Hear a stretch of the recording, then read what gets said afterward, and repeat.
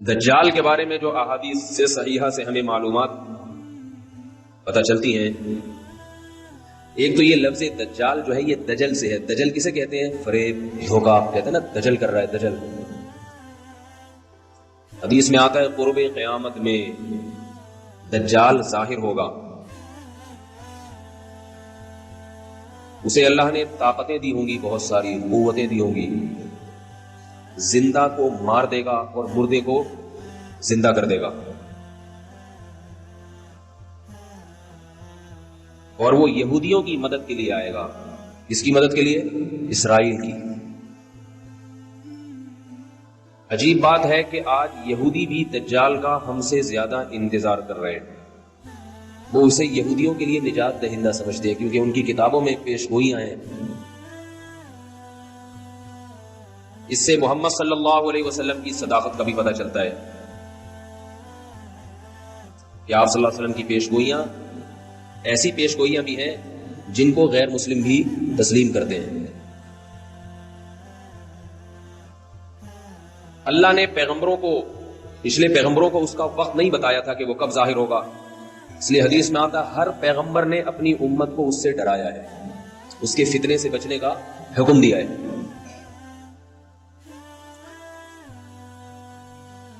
لیکن محمد صلی اللہ علیہ وسلم کے دور تک وہ نہیں آیا۔ یہ اس کی علامت تھی کہ وہ کس امت میں ظاہر ہوگا؟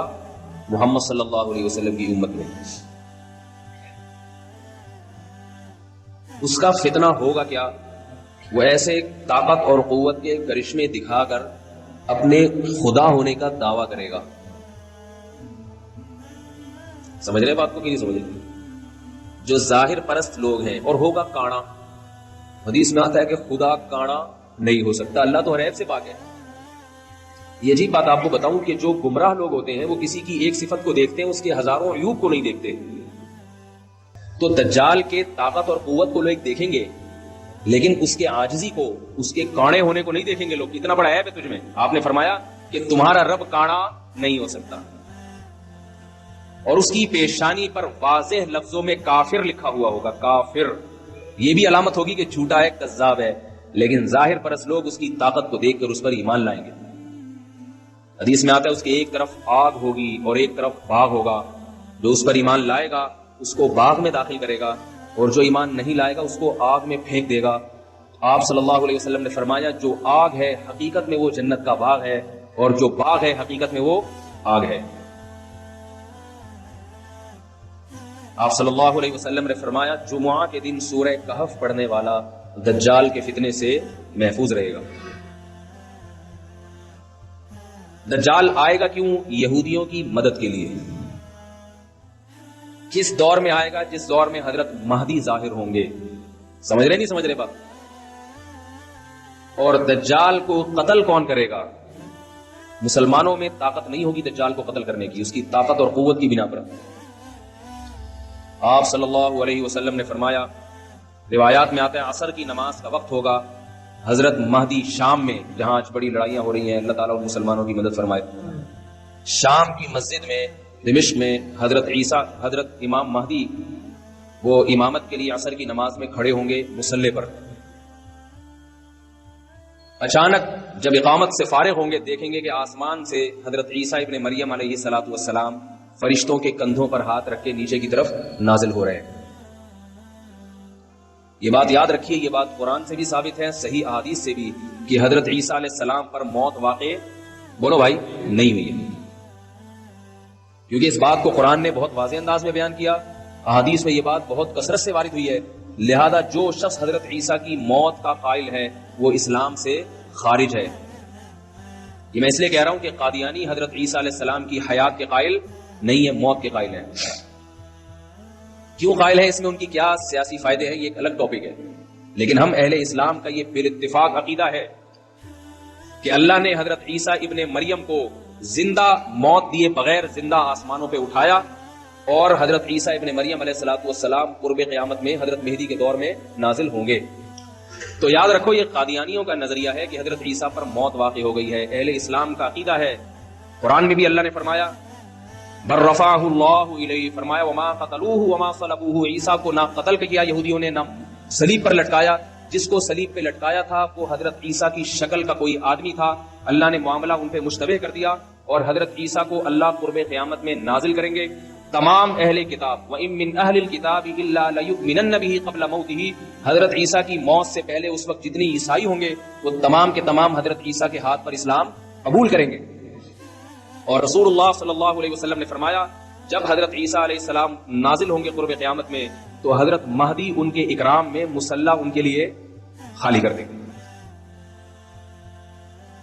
حضرت مہدی حضرت عیسیٰ کے لیے مصلی خالی کر دیں گے کہ آپ نماز پڑھائیں. اس سے پتہ چلتا ہے کہ اگر کوئی بزرگ آئے تو امام کو چاہیے کہ اس کے اکرام میں، اگر وہ بزرگ امام سے اوپر والے مرتبے کا ہے، اس کے اکرام میں اس کو نماز کی پیشکش کرے کہ آپ نماز پڑھائیں. حضرت عیسیٰ علیہ السلام اس پیشکش کو مسترد کر دیں گے اور کہیں گے کہ اس کام کے لیے اللہ نے تمہیں ہی منتخب کیا ہے. کیوں؟ اس لیے کہ حضرت عیسیٰ اگر امامت کر لیتے تو یہ اس کی علامت ہوتی کہ محمد صلی اللہ علیہ وسلم کی بجائے اب حضرت عیسیٰ علیہ السلام اس امت کے نائب ہیں. اس میں اشارہ کر دیا کہ نہیں، اس امت کے امام اب بھی محمد صلی اللہ علیہ وسلم ہی ہے اور انہی کے امتی ہی امامت کریں گے. بتا دیں گے میں امامت کرنے کے لیے نہیں آیا. پھر کیوں آئے بھائی؟ کیوں آئے؟ یہودیت سے انتقام لینے کے لیے. سمجھ رہے ہیں بات کو؟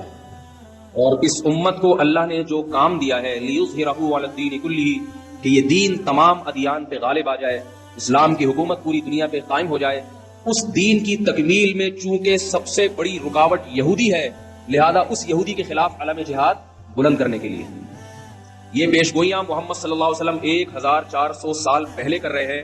اور آج اگر دنیا کے حالات دیکھیں، آپ دنیا کے حالات دیکھیں تو آج زمینی حقائق بتا رہے ہیں کہ اسلام کا سب سے بڑا دشمن کون ہے؟ اسرائیل ہے،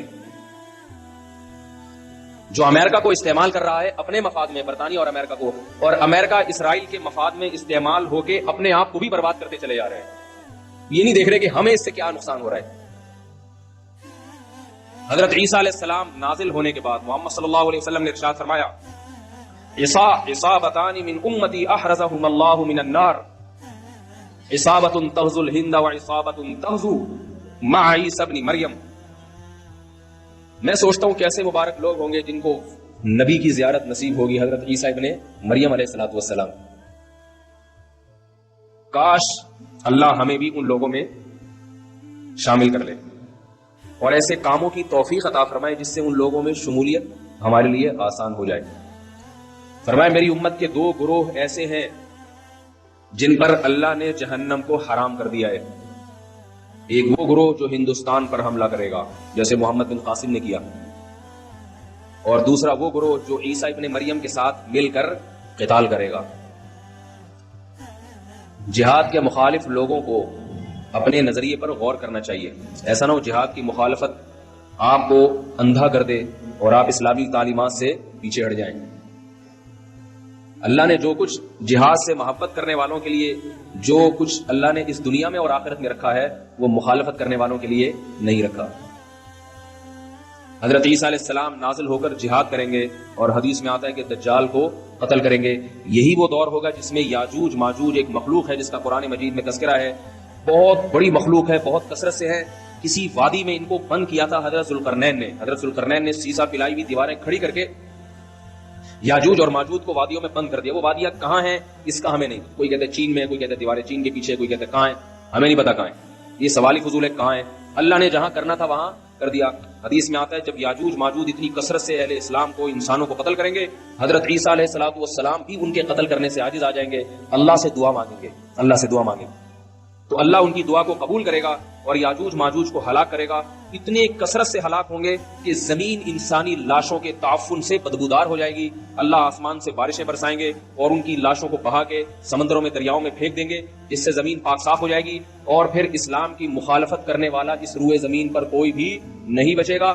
محمد صلی اللہ علیہ وسلم نے ارشاد فرمایا کہ اس وقت حضرت عیسیٰ ابن مریم زمین کو ایسا انصاف سے بھر دیں گے، خنزیر کا خاتمہ کریں گے، سور کی نسل ختم کر دیں گے تاکہ کوئی سور کا گوشت اپنے پیٹ میں دوبارہ نہ اتار سکے.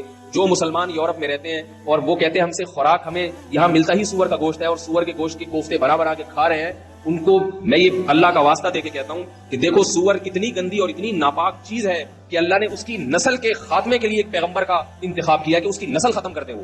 اگر اس کے کھانے کی کچھ بھی گنجائش ہوتی تو حضرت عیسیٰ کی ذمہ داریوں میں سے یہ ذمہ داری نہ ہوتی کہ سور کی نسل کا خاتمہ کر دیں گے. حدیث میں آتا ہے, آخری بات کر کے بات ختم کرتا ہوں تاکہ یہ نشانیاں مکمل ہو جائیں.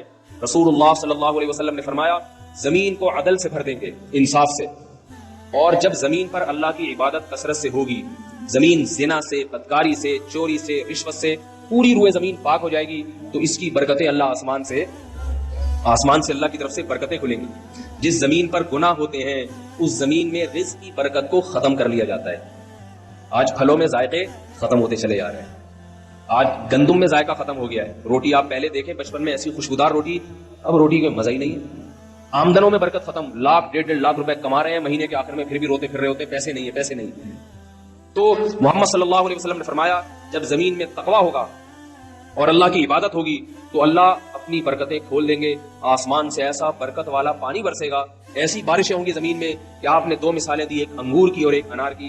فرمایا انگور اتنے بڑے بڑے پیدا ہوں گے کہ ایک انگور کے دانے کو نچوڑ کے کئی لوگ گلاس بھر بھر کے سیراب ہو جائیں گے, اس سے اتنے بڑے بڑے انگور پیدا ہوں گے. اور فرمایا انار اتنے بڑے بڑے پیدا ہوں گے کہ انار کے چھلکے کو لوگ سائبان کے طور پہ استعمال کریں گے. انار کا چھلکا باقاعدہ چھتریوں کی طرح بڑا ہوگا. انار کتنا بڑا ہوگا, اس کے دانے کتنے بڑے بڑے. یہ اللہ کی طرف سے انسانوں پہ رزق برسے گا. کیوں برسے گا؟ کہ انسان تقوی والی زندگی پر اور حلال والی زندگی پر آ جائے. یہ کام تو میرے بھائی حضرت عیسیٰ کے زمانے میں ہوگا اور انشاءاللہ ہو کے رہے گا. لیکن ہمارے زمانے میں اس سے پتہ ہمیں کیا سبق ملتا ہے کہ اللہ نے تقوی والی زندگی میں برکت رکھی ہے.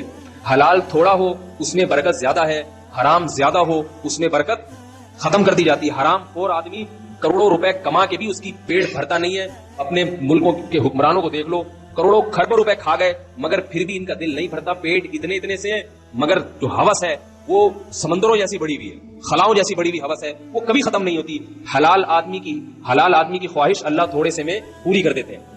تو اللہ تعالیٰ ہمیں ان خوش نصیبوں میں شامل کرے جو حضرت عیسیٰ ابن مریم کی زیارت کریں گے اور ان کے ساتھ مل کر لڑیں گے. اور اگر بالفرض یہ ہماری زندگی میں مقدر نہیں ہے تو اللہ ہمیں وہ کام کرنے کی توفیق عطا فرمائے جس کام کی تکمیل اللہ حضرت عیسیٰ کے ذریعے کریں گے. ان کاموں کی توفیق عطا فرمائے.